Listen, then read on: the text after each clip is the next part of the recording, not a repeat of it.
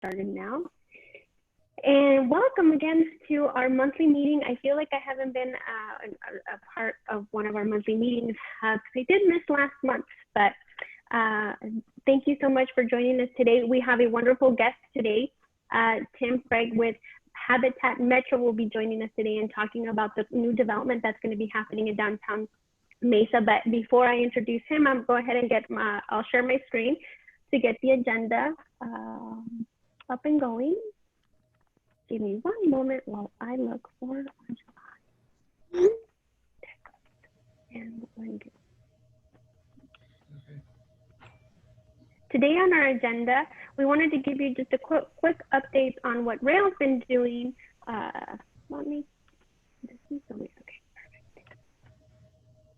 On what Rail's been doing, we'll also be hearing from our council member, Jen Duff, to talk about things that are happening in the city.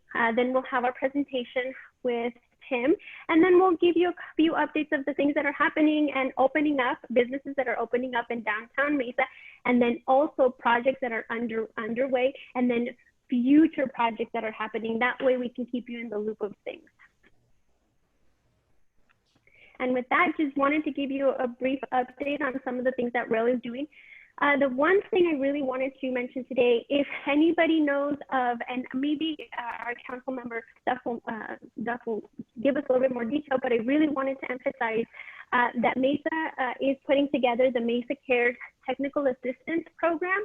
And so if you're familiar a little bit with the previous the reemergence grant, City of Mesa gave grants to small businesses that were in need of rental assistance as well as utility assistance, and that launched about mid-May, and so that went really, really well.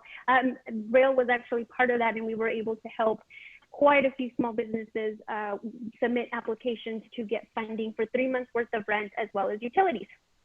They are now on to their second round of assistance, and so if you know of a small business that is in need of technical assistance, which can be anything from a marketing, a consultant to help you, a small business with marketing, maybe they need a new website, maybe they want to go online. We know that everything is going virtual and not a lot of small businesses are up to that capacity currently, or maybe they just need to pivot their business plan and they need consultants.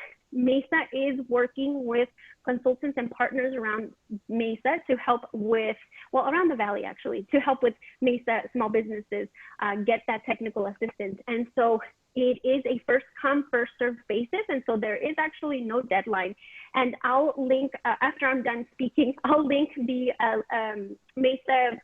City of Mesa's website so that you can share it and pass along that information to any small business that you know, or a friend, anybody that could potentially use the money. I think as of last week, City of Mesa received about 124 applications, and I know that's probably gone up. And so we're really excited that we're part of this project so that we can, as Rail, help small businesses with anything that they need, especially during these times of COVID. And another update that I wanted to bring up is Rail received funding from LIST as well as US Bank to provide small business grants to small businesses alongside the light rail corridor here in Mesa and as well as in Tempe. And so we're going to be giving you a little bit more updates and stories of the small businesses that we actually get to help with this funding. We received $40,000 to be able to help small businesses. And so we've been having small businesses convene and talk about their needs and what kind of things that they could do with this money. And so we're really excited that we're part of this. We are so happy that US Bank is giving these grants. And so again, stay tuned to our newsletter. If you haven't subscribed, I'll also link it so you guys can subscribe to our newsletter. But if you are subscribed, you know about this meeting and we're really excited. But if you know of anybody else that would want to subscribe, let me know. And so with that, I'm going to go ahead and pass this over. Give me one moment to our city updates with Council Member Duff. Wow, fancy image. Thank you, Laura, and congratulations on all the fantastic work that Rail is doing for the businesses at this critical time. I just want to cover a few things that are going on in downtown despite the COVID, the economic slowdown, and all our concerns around that. Downtown is still humming along. As you know, ASU is under construction, the grid, and the temple is under construction. We'll hear more from Tim on the ECO Mesa, which is going to be one of those developments that people will come to Mesa just to see. This development is very exciting. It's not an ordinary apartment complex. I'm very excited about it and what that will bring to Mesa, and he'll go more into that. One of the most recent announcements that we've had in downtown is a co-working space called Launchpad, which will be in the place of the Antique Plaza. So they're leaving, and then Launchpad will be moving in. They'll be opening in September of next year, of 21. It will take a little time. They're going to completely redo the space, make it really cool. Back in the day, that space was Newberry's, if any of you know or around then, or know the history of Mesa. And it was a drugstore and had a soda fountain, ice cream fountain inside. And they plan to retain that idea and have free drinks there. And I think it's going to be open to the public. I'm not quite sure on the details there, but they're doing some things to bring back the historic nature of that, and the city will be working with them on that. The city is not partnering with them in any financial or any agreement way. They are just a tenant of a caliber property. So other than we have an interest in the guidelines of their architecture on the exterior, we're trying to give some input on that to keep our downtown historic. But we are not involved or have any financial benefit or anything. There's been some things said about it, but there is no agreement or partnership or any incentive given to them. I'm sure, I hope everybody's heard more about the new mural we have in downtown at 130 West Main. It's beside Pomeroy's in the alleyway that leads back to the purple parking lot where ECO Mesa will be. And there is a butterfly wings. I just took a photo there today. I was trying to come up with it. I don't know if you can see this. It's going to be hard to show on the screen. Oh, wow. But when you're downtown, stop by, take a photo, very Instagrammable. And that is an exciting activation. I just walked downtown tonight and there was people taking photos. So we hope that despite the COVID, that people really feel there's a lot of interesting things going on in downtown. Another exciting development is Alice Cooper's Solid Rock Teen Center. You might have heard about it before. We are under some discussions right now about some opening activities and events that will be occurring throughout downtown with the businesses in coordination with their opening. That opening will be towards the end of this year.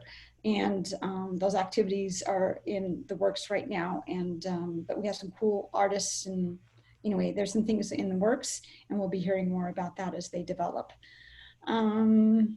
Let's see. On the state level, the governor announced, I think it was last week, that the eviction for homes and apartments, rentals, the moratorium has been moved to October 1st. There was a huge concern because we're still in the midst of the COVID and all its economic problems and the hardships on our families. But that has been moved from July 23rd to October 1st. So we have a little bit of breather, and I'm working with the city to try to create some solutions because housing is a concern as we work with these, with the virus. Let's see, it is time to vote. Primary voting is out. As far as the city elections, they will all be decided on August 4th in that primary election, because all the districts and mayor race are only 2 people, with the exception of District 3. There is no race there, but they will all be decided because there's only 2 people in each race. So the mayor, District 1 and District 2 will be decided on August 4th, as well as on your primary ballot. Of course, you have all your legislative and congressional primaries, and please vote. It's the one thing that we can do to make a difference in our world. I'm At the city, I'm continuing some what I call community conversations, which are Zoom calls that I do weekly for anybody who would like to talk about what's going on in Mesa. It's a time for me to really do some listening about the concerns, the priorities, the ideas that we have for Mesa, and that I can have that feedback and we can converse about it without being able to be in public events and such like that. I want to make sure I continue to have that dialogue with anybody who's interested in conversing. So it's a weekly event. The next one is tomorrow at 4 p.m. It's a Zoom event. You have to register in advance. And then as well as on my Facebook, there is a registration for a newsletter that I try to keep everything updated as well, so I can keep in the loop. We're stronger together, and we're in this together. So thank you everybody for participating in our city as you are tonight, and stay in touch and stay well. Thanks. Thank you, Jen, so very much. And with that, I'm going to go ahead and stop sharing my screen. We are welcoming our guest, Tim. Tim, please let me know if you see the share screen button. Yes, I see it. Perfect. Okay. All right. And with that, I hand it over to Tim. Thank you. Okay. I'm having a hard time. It says host disabled, attendee screen sharing. Go back the other way. Give me 2 seconds. Let me see if this helps. Okay. I'm making you a co-host. Okay. And let me know if that helps. Yes, that does. That's it. Perfect. Okay. Very good. Well, good evening, everybody. First of all, I want to thank you for taking time out of your life in these crazy times to learn about the project that we're doing. My name is Tim Sprague, and I'm a principal of a company called Habitat Metro. I've been involved in this company for over 30 years with my partner, who's my brother-in-law. I married his sister 45 years ago, and she still keeps me, and I'm still his partner. So we have a really great relationship. And one of the things that we've done over the last 15 plus years is to focus upon infill development. And I'm going to be talking to you tonight about our project called ECO Mesa. And this is a sister project of a project we just broke ground on in downtown Phoenix called ECO Phoenix.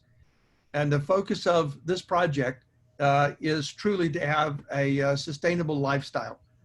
I'll talk a little bit about our company and about our development team. We've always approached real estate a little bit differently. We try to find the niches, those places where the normal traditional real estate players have missed or overlooked. What we found, there truly is an underserved market of people that have an environmental focus in their life. And they want to make sure that their place where they live is sustainable and that they're focusing upon doing something that is good for Mother Earth, if you will. To do that, the way that we've approached it and the way we've designed this building and the sister building in Phoenix is one where we started literally from the inside out. We wanted to look at what are the sustainable components that should be involved. For instance, what the wall systems are like to make sure the building envelope itself is the most sustainable and the most efficient. And you'll see things that we've added to the building that make it really, really different in terms of things that are normally built in the rental apartment world. And I will tell you that this is a higher end project. This is something that we take a lot of pride in terms of what we do. And we think this distinctive community will be something that everybody in Mesa will be proud of, along with us. And as I've said, that of the 4.8 million people in the valley, only 102 people are going to be able to live in this environmentally conscious place. So I want to talk about our history. Habitat Metro has been focused upon infill development and primarily multifamily. You see two projects there that we have done. These are in downtown Phoenix on the south side of Hance Park. And if you don't know what Hance Park is, that's where the freeway goes underneath the deck and the tunnel. And that's a park that was created when I-10 was put through the middle of downtown Phoenix. And we back up to that on the south side of the park. Portland Place is the first project that we built there. It is 54 units. Before we completed construction, we had 52 of those sold. And Portland on the Park is a project we finished a couple of years ago. It's 149 units. And before we finished construction, we had 122 of those sold.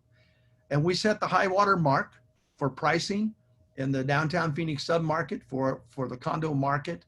They still hold that place, if you will.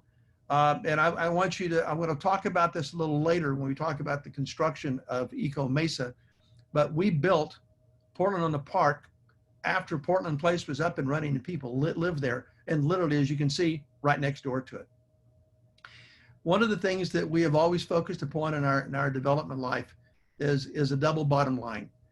We try to have successful financial performance for the investors that are our partners in the deals that we do, but equally as important for us is the creation of what we call social capital within the communities in which we build. And what that means to us, that means becoming involved in the community itself. Until a couple of years ago, I turned down on the Roosevelt Action Association, which is the homeowners association for the Roosevelt Historic Neighborhood, where these two projects are built.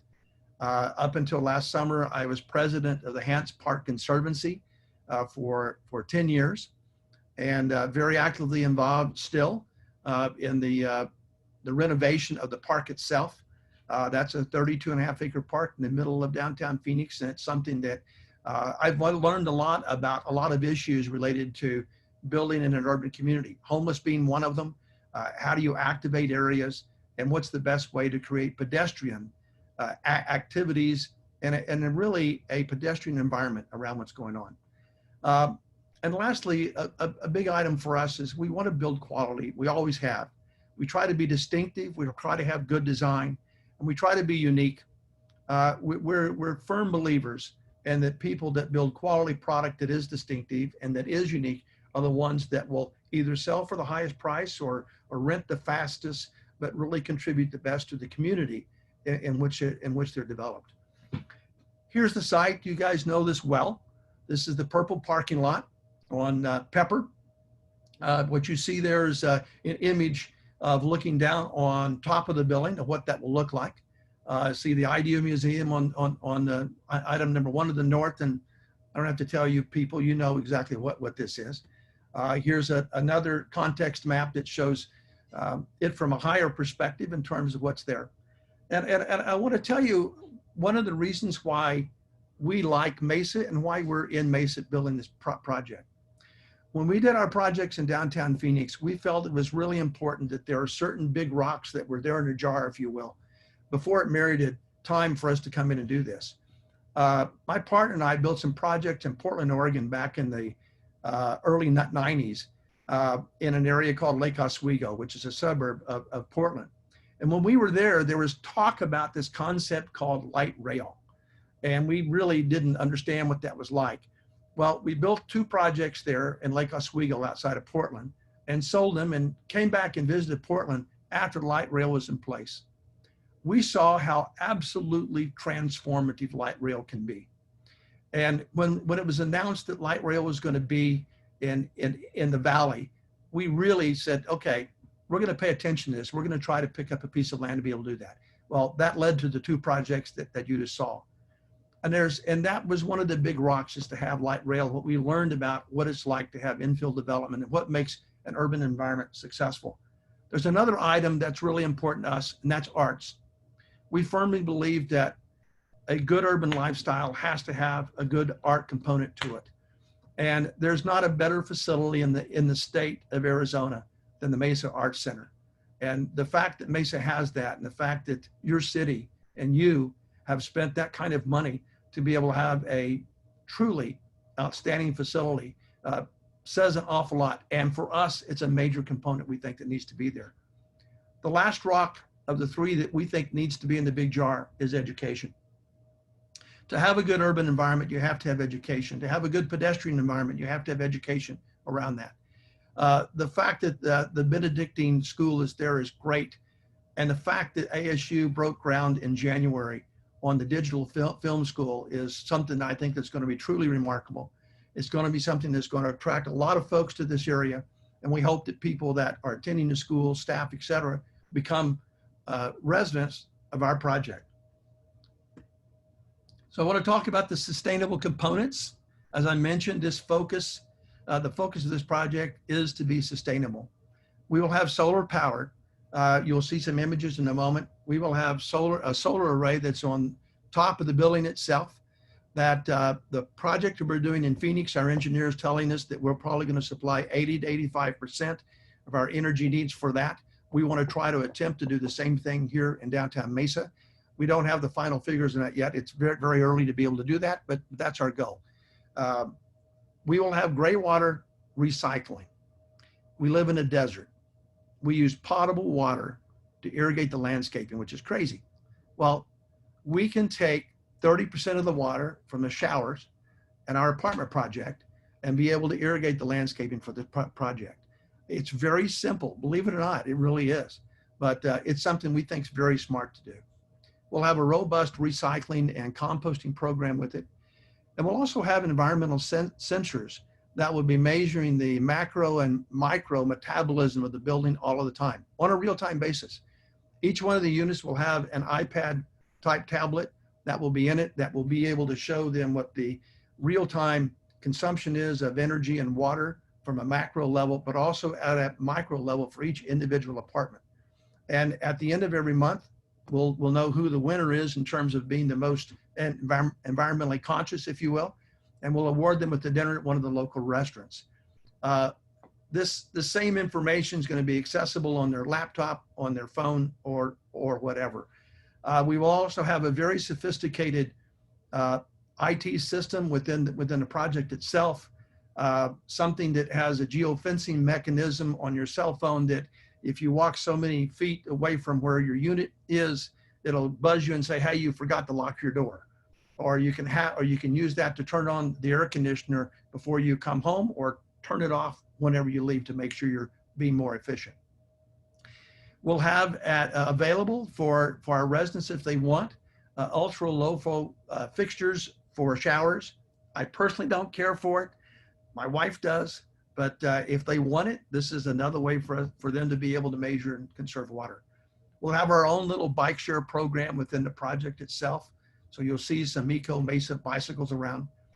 And this is something that we're really proud of about the program. We're going to have our own car share program. We will have 3 to 4 hybrid plug-in cars at the time we start the project, when we start renting it. And depending on what the acceptance is, we'll get more. When you pay your rent, you'll have so many hours that you'll be able to use one of the cars. You'll go into the central internet system for the project itself, and you'll reserve your car. And if you want to use it for more than what the allotted time is, you'll be able to increase that and pay for it. We'll have electric vehicle charging stations in the project itself for us. And also, this is the point where I want to talk about where this is being built. This is actually on the Pepper lot. We're going to be preserving the 76 public spaces that are there on the lot now.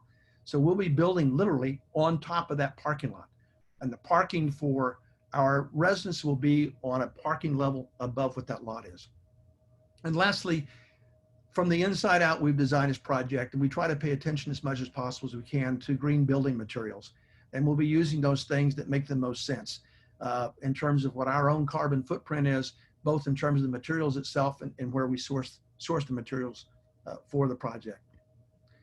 Okay, an overview of the project itself. Here's 4 of the big items that we think are the big sustainable elements for us. Solar energy, and the solar panels you'll see in a moment are located on top of the roof. They're actually located and put on stilts 8 feet above the rooftop of the building. And the reason for that is that the air conditioning condensers for the project, are located under the actual solar array. And our engineers have informed us that that will provide efficiency, better efficiency, 10 to 15% than if they were just exposed to the sun. We'll have a gray water recycling program, the macro and micro energy management system, and also the car share program. The building components is going to be 7 stories tall, There will be 102 apartment homes, 6 floors, 6 floor plans ranging from 583 square feet to 1216. We'll have a little over 3,400 square feet of sidewalk retail space. And so I'll direct you to the image that you see there on the screen. That is looking, if you would, looking west on Pepper. And the opening there that you see at the bottom of the screen is getting into the public garage for the 76 spaces that we're retaining. And you see the retail space that will have the 3,400 square feet that faces Pepper. There will be 130 resident parking stalls that will be above on the second and third floor of the structure itself for the residents that live there. Again, there's a listing of things that we're doing that we think will be, that really set this apart in terms of a good, sustainable urban amenity package. The building composition itself, we have studios, there will be 20 studios involved. And at the end of this slideshow, I'll show you how we're going to furnish the studios. There's a product called Resource Furniture that is as cool as it can be. You'll love it when you see it. And we'll have 44 one-bedrooms, and we have 38 two-bedroom units. You see the sizes there in terms of the units. Commercial space, we'll have 3 commercial spaces, just over 1,000 square feet each, totaling 3,400 square feet. There will be a leasing office that'll be on Pepper. And the image you see below, is the north side of the structure. That's looking at from the north looking south. And you see the retail space that's in the middle. You see the 2 entrances to the garage and another retail space that's on what would be the west side of the building itself. Building area, the residential is about 85,000 square feet, the commercial 3,400. You see the different areas of the building itself. It will have a clubhouse, it'll have a fitness room, it'll have all the normal amenities that a regular high-end apartment project will have. But in addition to that, it'll have all of the sustainable components that we have designed for the building. This is looking at the project from the top. What you see is the solar array that has been placed on the building. And one of the challenges in having solar energy power a building when you're in an urban setting, especially when it's a vertical building, is finding enough footprint to be able to gather enough energy. So what we've done is that we've strategically placed the solar panels in a way that we cover as much as we possibly can. And we actually cantilever them out over the side of the building to gain more footprint. It'll average almost 12% more in terms of area that we would have if we didn't do it. And that really helps us out in terms of that design. Okay, here's some interesting perspectives of the building itself. Your upper left is looking at the building from the southeast. Your upper right is looking at the building from the southwest. And the lower left is looking at it from the northeast, and the lower right is looking at it from the northwest. Here is looking at the building, fast forward 5+ years, so the landscaping's really developed. This is looking at the north side of the building from the north looking south.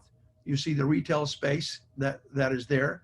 The landscape artist took liberty in terms of how the trees are positioned. We will actually have 2 parking spaces between each one of the fingers that come out to provide the landscaping. One of the things that's really important to us, and from learning how to build and how to live in an urban setting the way that we have in the last 15 years, shade is extremely important.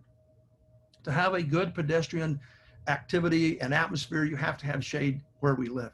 And it's really important for us to do that. And we will landscape this actively, I'll put it that way. Here's another perspective of the building. Again, this is looking at the north side of the building of Pepper, and to the right is the west side of the structure. There's another retail space there, and you see the entrance to the garage that for the 76 public spaces. Another look at it, you can see part of the green wall that we'll have that will be there on the north side. One of the things that we have learned from our landscape architect, he's one of the first people that really has pulled off the idea of having a green wall in our desert climate. You've got to make sure you have some shade around that. You've got to make sure it's not western facing.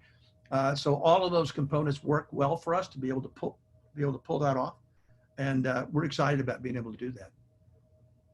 Here's looking at the building again from the top, looking down on Pepper Street, see what the solar arrays are and how we think the pedestrian atmosphere will be.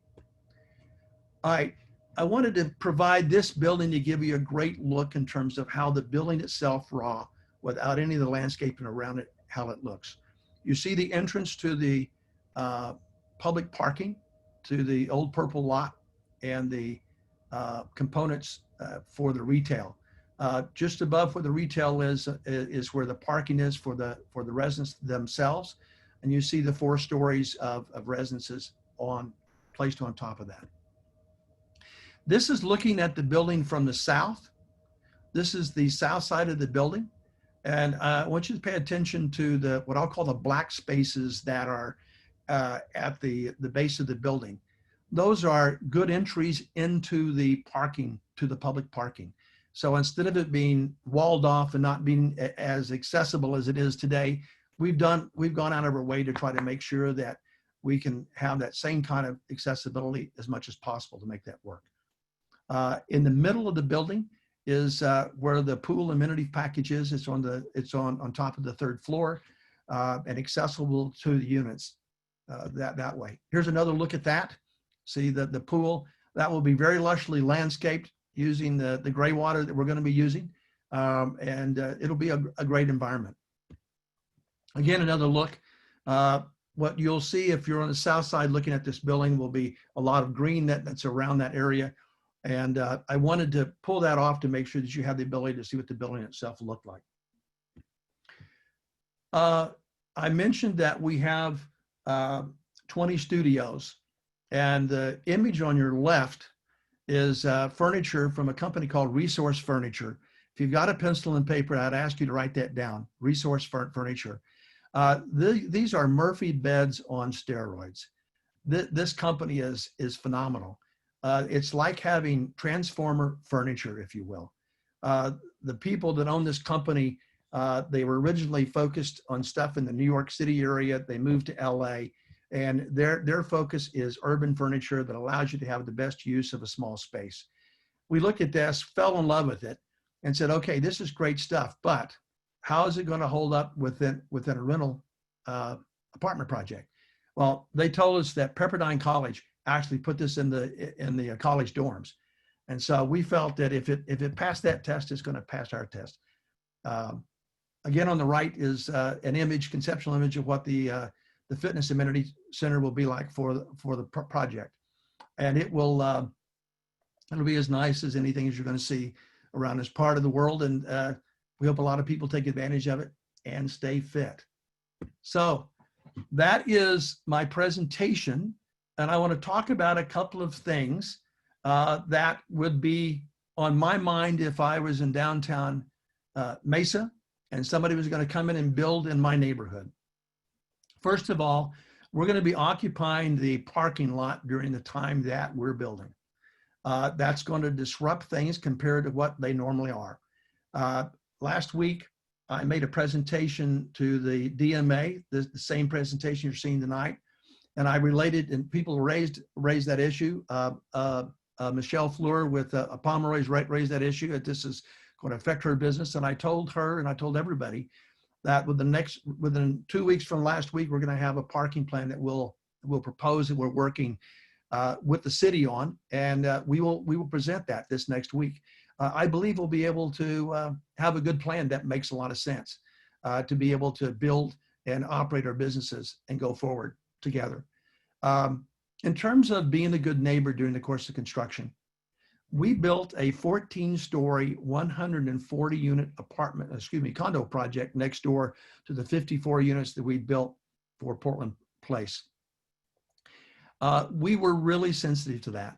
And I will tell you that it worked. Nobody tried to hang me, and everybody got along well. But I did something that I will do here. I will give everybody my cell number who wants it. And if there's a problem, if there's an issue, call me. We always nip things in the bud as fast as we can. And we always try to listen to make sure that we try to be the best neighbors as possible. Along that line, I hope to get very involved in what goes on in downtown Mesa. We firmly believe that downtown Mesa is next for our part of the world. The three components of transportation, arts, and education make Downtown Mesa a place to be. The disruption that we experienced when light rail was being built in downtown Phoenix is not there here. It's already done, and it goes miles east of where downtown is. We think that this will be a great project for the area. It'll be very different. And as Council Member Duff said, we hope people come to Mesa to see this project. There's a couple of things that are involved about the project that a lot of people don't know about in terms of what needs to be changed and improved. In the middle of the parking lot, believe it or not, is a big utility line that's called a duct bank that basically supplies the electricity to the north side of Main Street, below where the parking is. That is a very old system. And 12 West, when it came in, the electrical needs that were there and the transformers that were around that literally had to be upgraded because of the use. It wasn't there. So all the activity is going on, and I'm sure the Launchpad project that the Council Member Duff talked about that's going into the old Newberry building, I'm sure that their electrical supplies are going to need to be upgraded. So we're working with the city, and the city is going to be moving this large electrical line to the east side of this project, alongside of where the parking lot is for the federal building on that west side. And the transformers that are located around here, we're going to be working with the city to make sure that some of them will be located around this project itself, and also of them will be located on the east side of the project. And the last thing is solid waste. The trash containers for that part of the world are inside of the purple lot. We're going to be working with the city to locate them on the east side of this building at a reasonable distance from where they were before, and try to accommodate as best we can. So with that, I'm going to stop the share of the screen and hopefully can respond to any questions you might have. And we'll tell you one thing that's important for us. We want to be a good neighbor, and we look forward to being as a big part of Downtown Mesa. All right, thank you so much, Tim. So with that, I have some questions, but I'll wait until everyone else has gotten some up. Pam, I see your hand raised, literally. Why don't you go ahead?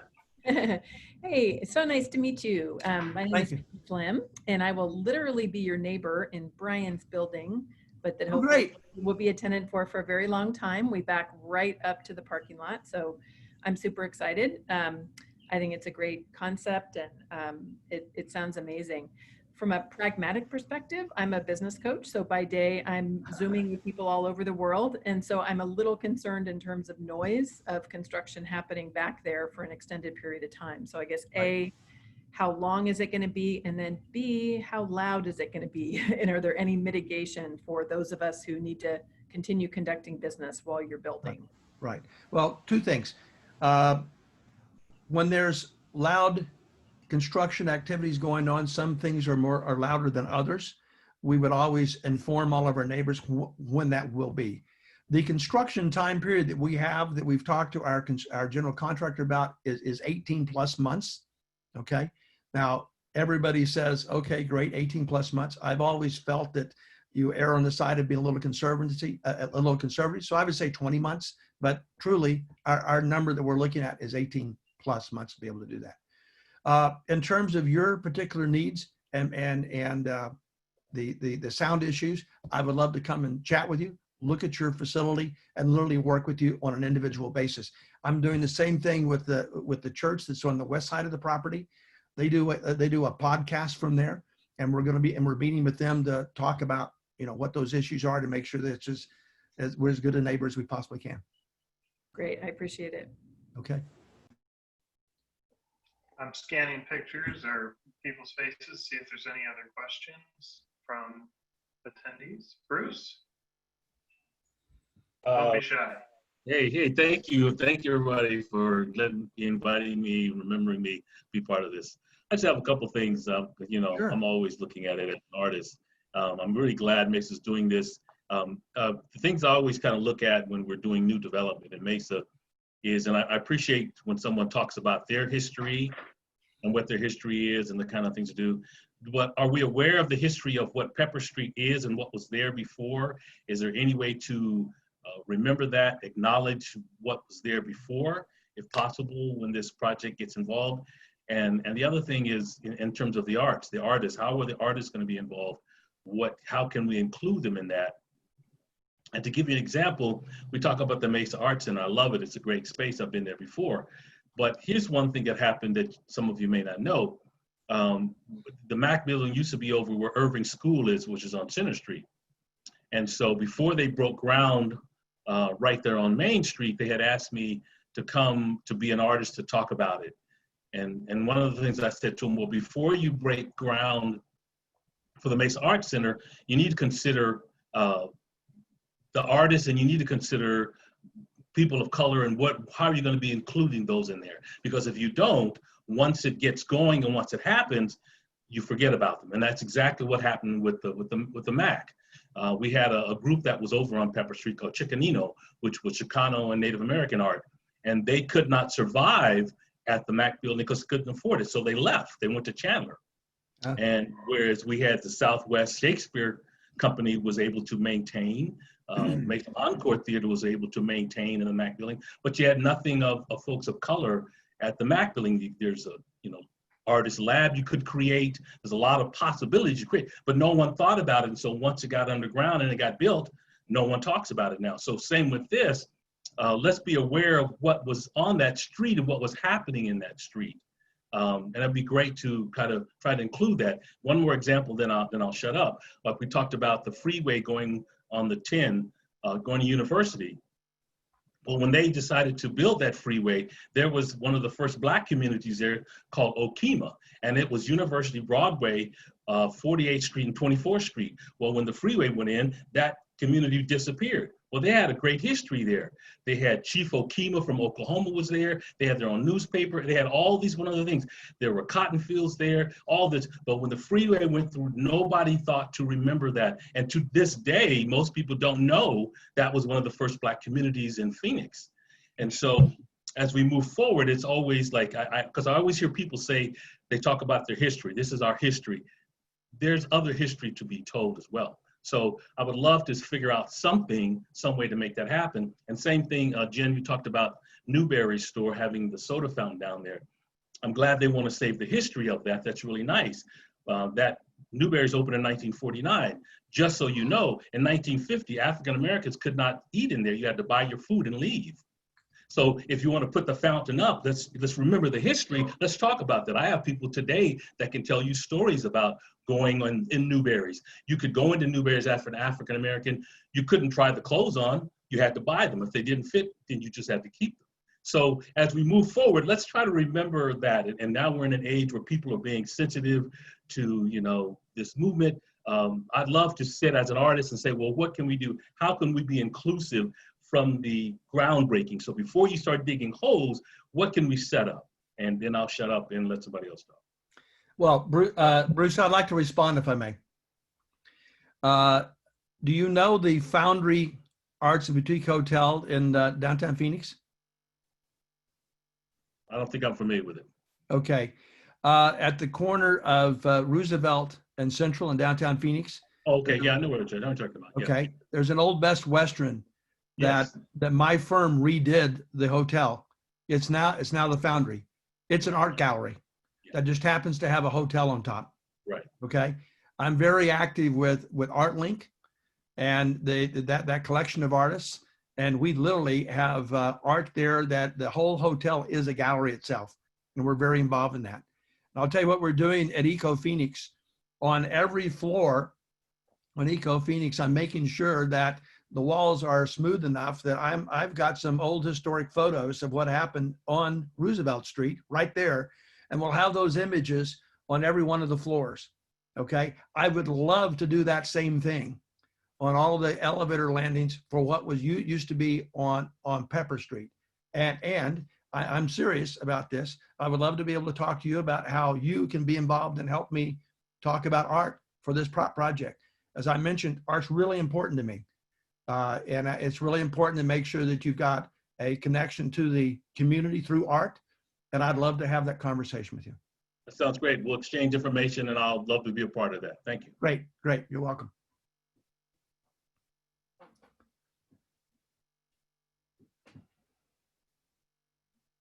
Oh, come on, guys. I'm sure somebody's got a question. How are you, Tim? I'm well. The image of kind of the alleyway, and like you're now truly going to create alleyway, right? Kind of between the existing buildings. Have you thought about how that can be more activated, or even if it's sort of like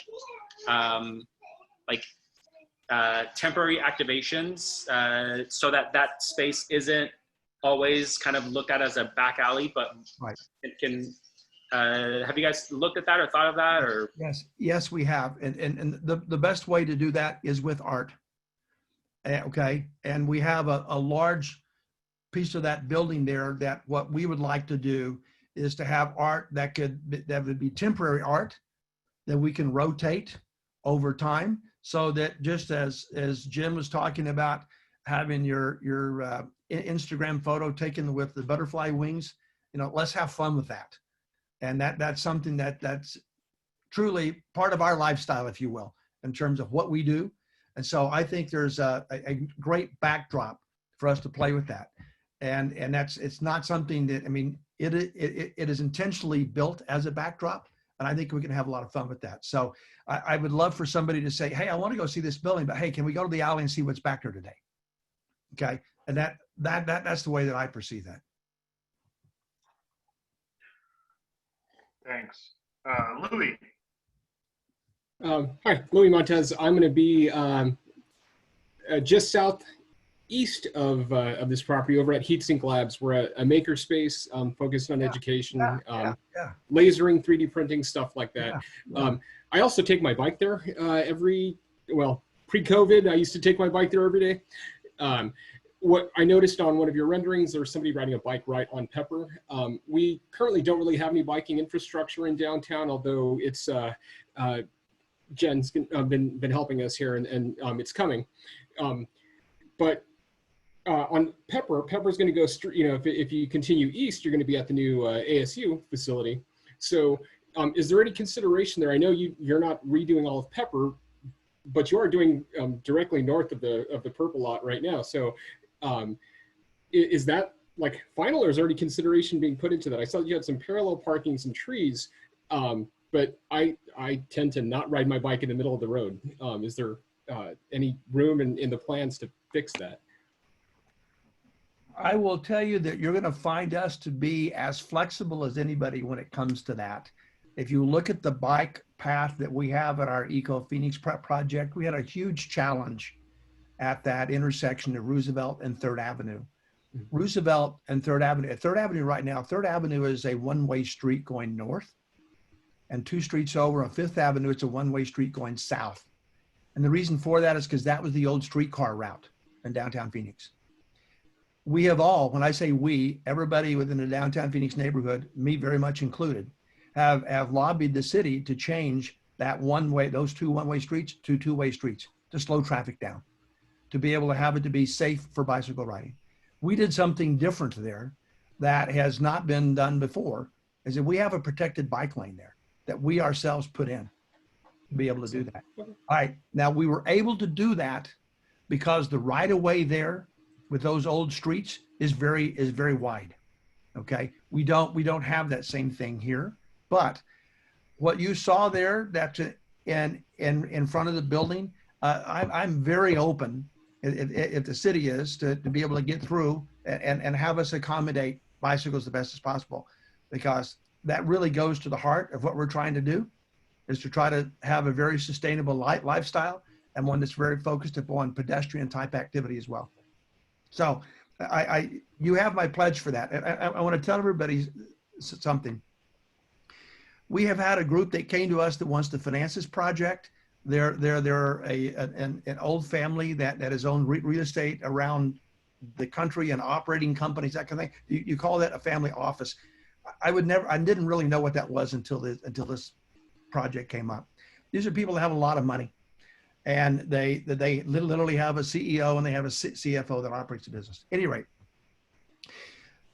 they have money that they have received from the sale of a piece of real estate, and they're taking advantage of opportunity zone tax benefits. And they have to invest that money by a certain time this year. And so the D-Day, if you will, the contingency time for us to be able to have this building designed and be able to have it approved for us to be able to go forward is September 15, because of the timing for them to make their investment. The city of Mesa has been phenomenal in terms of working with us. I have been in this business for over 35 years, and I've never had a city treat us as well as they have. And they're extremely responsive. Jeff McVeigh and his team have been great. The city council has been very receptive in taking calls and having Zoom meetings just like this that we've had to talk about the project. And so what I would tell you, I want to do that. I want to be able to make sure that we get our zoning approved before that September 15 date. And so if there's a way that we can get that done and still work and try to make this as best we can. Again, a lot of what we're talking about really depends on the city, Luis. It really does, because we're talking about the right of way. I can't speak for the city, but I will tell you that as a developer, I'm probably as receptive to that as anybody. So, excellent. Thank you. That answers your question. Yeah, totally. I see that Jeff McVeigh and Jeff Robbins from the city manager's office are on the phone. I'm not going to call on you now, but Louis, maybe we can make a conversation happen with the city later. I had a couple questions, and then I'll keep scanning here. Tim, can you talk a little bit about the retail frontage? Yes. What you imagine with those 3 spaces, or? Well, first of all, I have had preliminary conversations. Want to have more with the folks over at the Idea Museum. That's a very active part of Downtown Mesa's life, and we should have something there that really caters to the folks that go there. I think it's important to make sure we have something for the kids and for the families. That's one of the things we'll have. It's also that the pedestrian activity that I described. We need shade, because I hope to see tables and chairs and activity and stuff outside of that. I see it being restaurants. I see it being any type of coffee type shops, whatever that makes sense to be there. What our experience has been is that if you have, we'll probably have 150 to 175 people living in that building, and we want to make sure that we cater to what those folks are, and also the people that are around the area. We think it will bring a huge economic impact to the area, and we want to have services that will facilitate that. Awesome.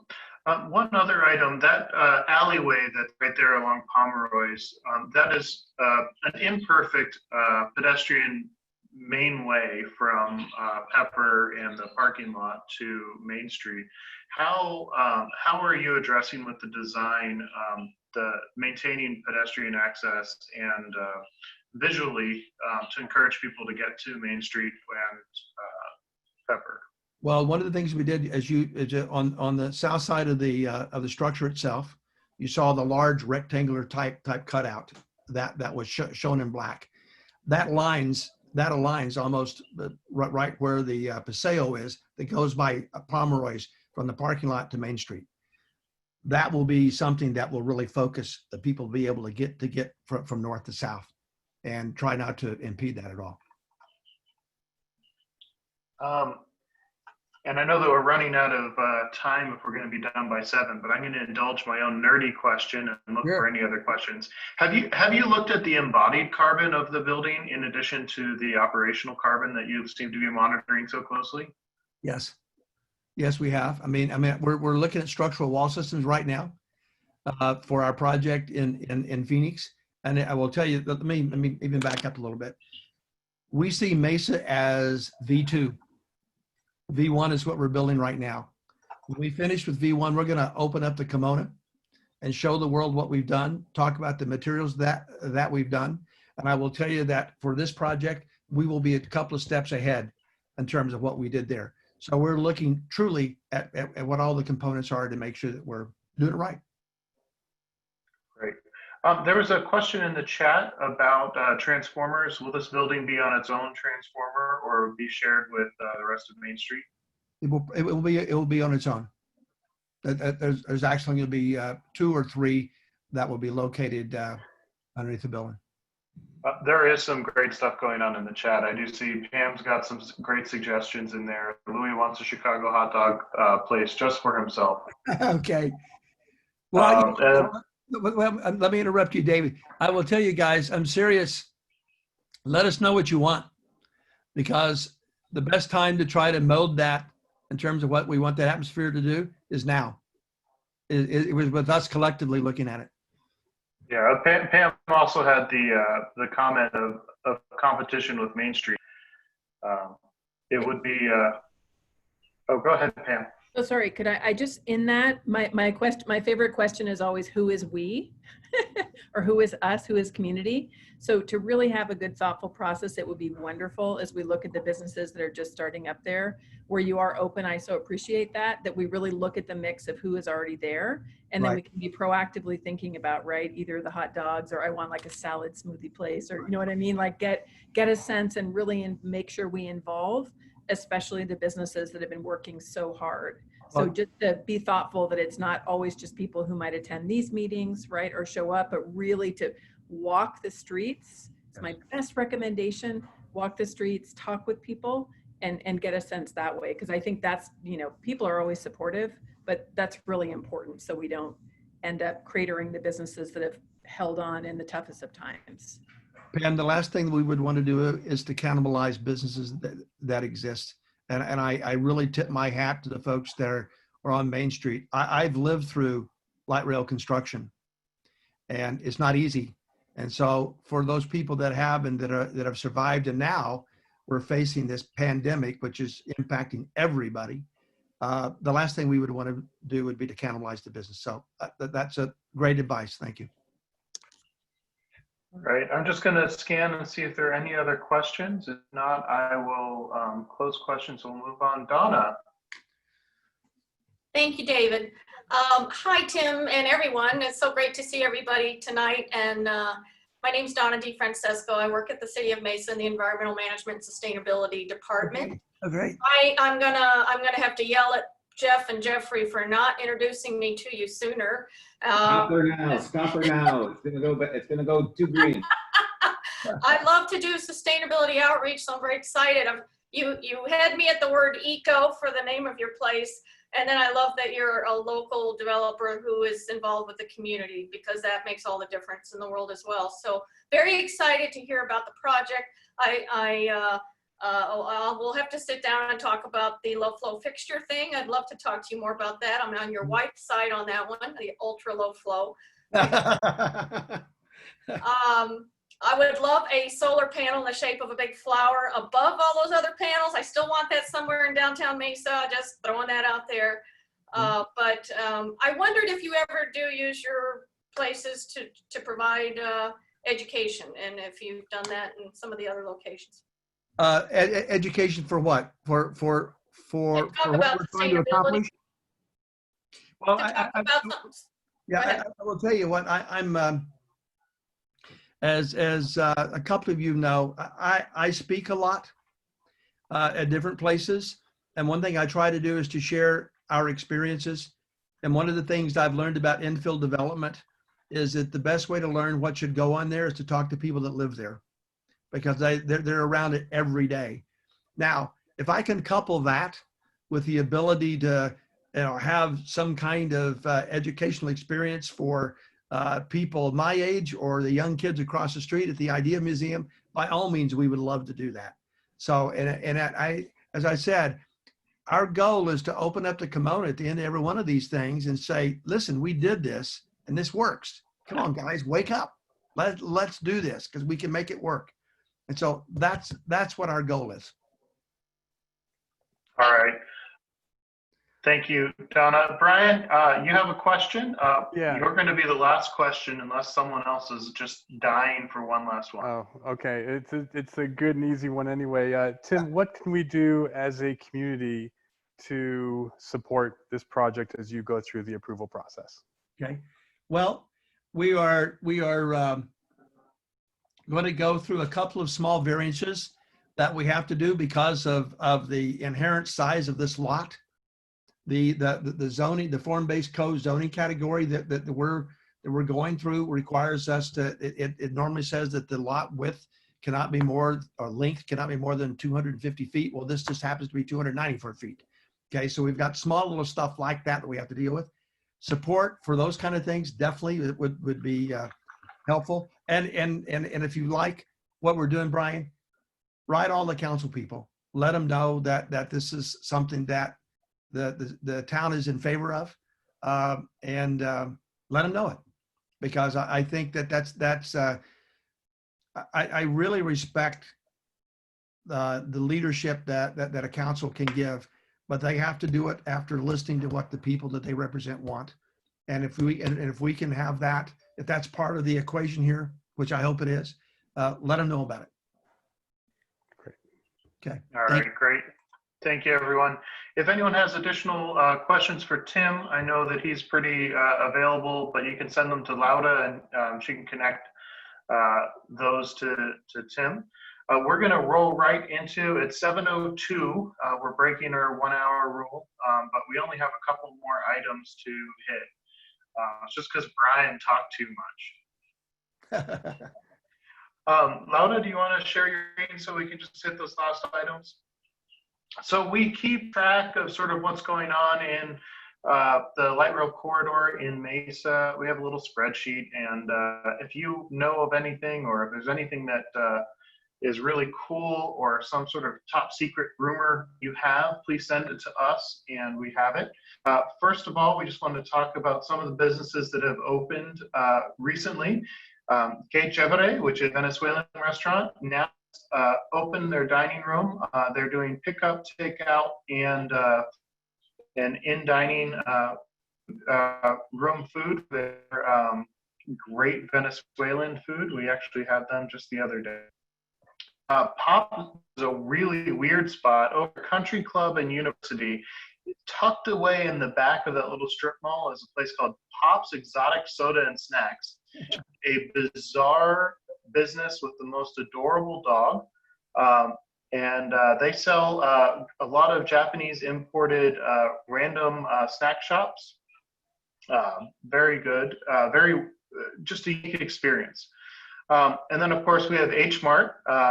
That's been on these slides, I think, for 3 years now that they were coming, and now they're open. It's a cool little grocery store to add to our the business district that's over there. And in there are 8 different restaurants in there, mostly Korean and Japanese. I have not had anything except for picking up some dessert breads from Paris Baguette, which does not have baguettes. It's more sort of Taiwanese style baked items, but they were delicious. We can go on to the next stuff that's under construction right now. You guys know about almost all of these. ASU, of course, Sunset at Horn, which is a I can't remember how many, I don't have my other slide up. It's some townhomes.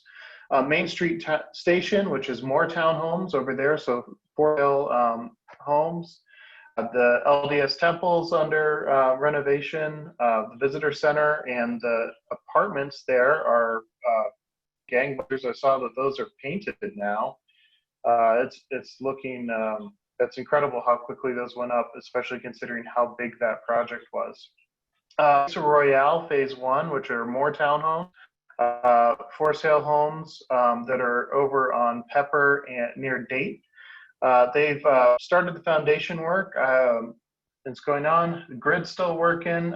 Cahoots at Benedictine University, Southwest Urethane just south of Broadway is expanding, and then of course Launchpad that we already heard. Next slide. And just sort of like the other stuff that we have our eyes on that we're sort of waiting for. A lot of different things. I need to update Footprint, which was R cubed, which is now ECO Mesa. Mm-hmm. You can see how long we've been stalking everybody. There you go. And then of course the Solid Rock Teen Center are the other things that sort of haven't gotten started yet, but are moving along. So with that, are there any other announcements? can I add one thing? And Yeah. pardon the background music. My girls are having a dance party. You should see, it's pretty cute. They're really good dance party. Anyway, Augie, we know you're in the dance party as well. You can tell us. I got invited. I had to say, hold on, I got to finish this meeting. So that's where I'm headed as soon as we're done. But I didn't see something on that list that is currently in the works on Main Street. And in the old Queens Pizzeria building, and grill or the Main Street Grill and the. Augie, I don't think that they are ready to announce yet. They're not. Okay. All right. Well, then thank you, Jeff. They're on that list, and we didn't include it on the list. Okay. So right. I saw it on Facebook, so I figured it was public. So never mind. I don't know anything about it. Nothing's happening there, but Have they announced it, David? Because if they've announced it, I guess it's one thing. But no, they haven't announced it. So shh. Nothing's happening.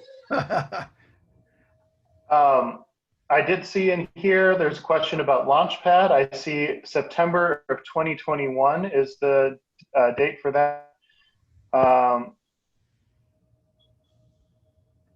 And I saw one, and Brian, you said that they're doing construction of Gus's now?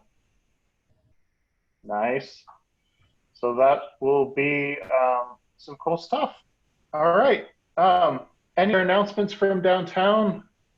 Anything else? Anything else cool you're working on? Well, it was really nice to see everybody. Tim, thank you so much for your time. We will be circling back around to see how we can strong arm the city into doing more bike infrastructure. Right. But otherwise, we appreciate, and Louis does remind everybody that you can be co-working from HeatSink while you're waiting for Launchpad. It's a much better place, so much cooler. All right, well, thank you so much, everybody. I hope you have a great time. Lauda, do you have any last words? Thank you very much for joining us today. Stay tuned for the next meeting. We'll be making an announcement sometime next month. Now. I always feel like we're like a month ahead. So yeah, wait for us over a little bit. All right. We'll be saving that, and then we'll send some of that over to you, Tim. Okay. And all right, that's it. Thank you so much. Thank you. Thank you, everyone. Good night. Good night. Good night. Good night.